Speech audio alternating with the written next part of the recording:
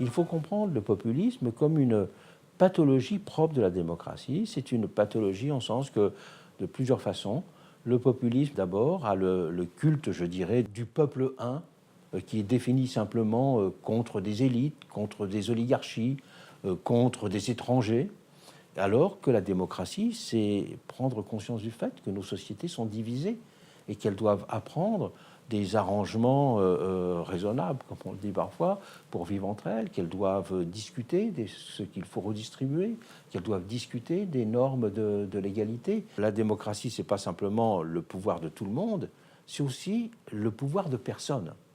C'est un pouvoir que personne ne peut s'approprier. Donc c'est toute l'idée de toutes les autorités indépendantes, y compris l'autorité judiciaire, qui sont démocratiques au sens que personne ne peut mettre la main dessus. Personne ne peut privatiser ces choses-là. Et puis, une dernière façon de définir la démocratie, c'est le pouvoir de n'importe qui.